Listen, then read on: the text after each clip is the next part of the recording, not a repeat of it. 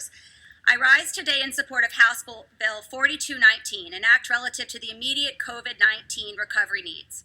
This bill is yet another example of our Chamber's thoughtful, deliberative, and compassionate efforts to develop a framework of policies that support our communities and neighbors during the global health pandemic. House Bill 4219 is attuned to both broad and discrete challenges and opportunities in the Commonwealth.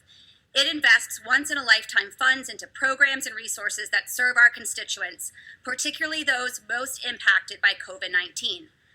Our investments today in low-income workers, housing security, our healthcare system, the arts and culture sector, food infrastructure, small businesses, and climate resiliency have the potential to change life trajectories. I would like to speak today specifically to a key investment we propose to make in the public education services for our older special education students.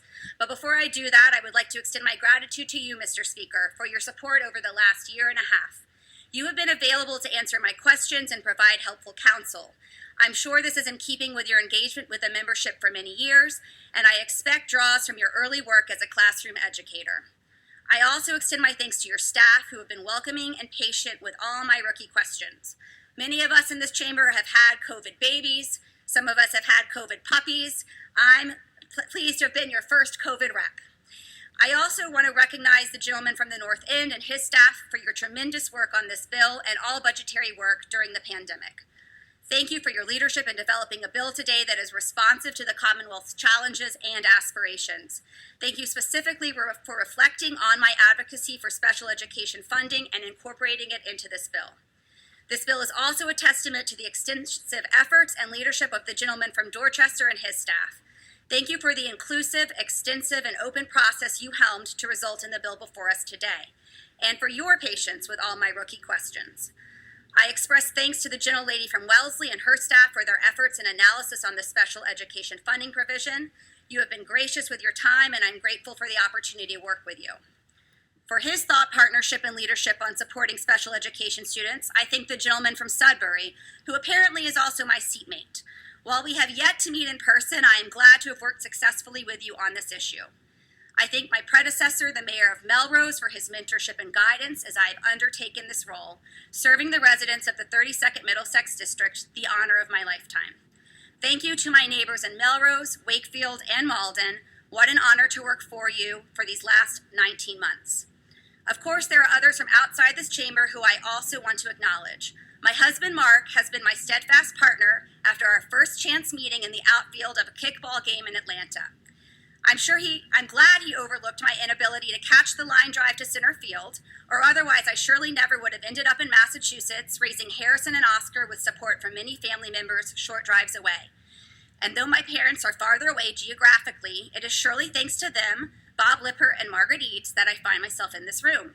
Both were newspaper reporters, and our dinner conversations often included discussions of policy developments at the federal, state, and local levels. I learned early on that the decisions made in this chamber, and chambers others like this one, have immediate real-life impacts for individuals and their families. Finally, I speak today as the daughter of a family full of educators, including my great-grandmother, Jenny Mae Downing Barnes, and great-grandfather, Adrian Monroe Downing, both teachers in small country schools in Delina, Tennessee.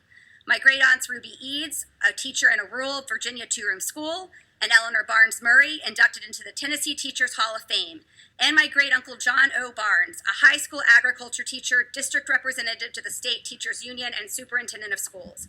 I think of their excellence in service in such a noble profession as I rise today to speak in support of House Bill 4219. Among its critical provisions, House Bill 4219 will appropriate $10 million and expand eligibility for special education services to any student who turns 22 during the COVID-19 pandemic.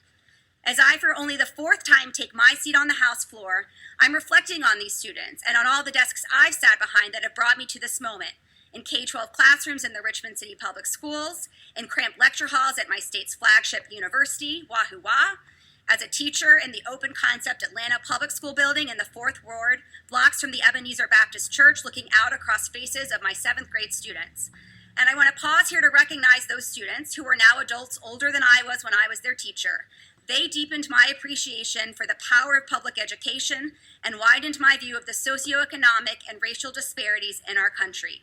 I also think of my desk more recently across the street on the 14th floor, doing legal and policy work at the Executive Office of Education in service to educators and students across the Commonwealth.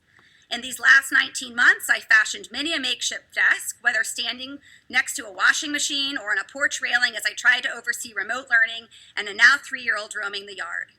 During this time, even as so much of the exterior world was necessarily put on hold and physical spaces were closed, time did not stop for our students. As such, so many students and their families missed rites of passage and communal events celebrating milestones. I have felt for each of them, and I have heard from many parents who share with me concerns about their sons and daughters with special needs as they have neared the end of their eligibility for special education. Under federal and state law, students with disabilities are eligible for K-12 services until they turn 22. Typically, as these students near adulthood, their individual education plans include programming related to the transition to adult life. The pandemic dramatically disrupted the delivery and methodology of these services, limiting access to central programmatic components. Students lost access to in-person internships, vocational education training, life skills opportunities, and tours of adult day programs. One mother shared with me a plan to put on hold by COVID for her daughter to learn to navigate the public transportation system, to reach a day program or a place of employment, or simply to enable independent daily life. These transition years are essential to ensuring students have the skills and supports necessary to lead productive lives. But unfortunately, with an eligibility cliff, a student who turned 22 during the pandemic may have been unable to access and participate in this critical programming.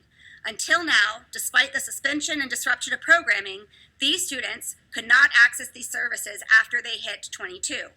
Thankfully, state discretion and state leadership today exists to extend and fund access to special education services to these students. House Bill 4219 will do just that. The bill before us will empower our older students to continue to access their desks, work with their educators, and progress in their education with additional critical time to compensate for that lost during the pandemic, to put them on a more stable, effective path to the promise of adulthood. I am grateful for the opportunity to speak today for those students. I thank you for your time, and I urge your support of House Bill 4219. The chair would like to congratulate the lady on her inaugural speech.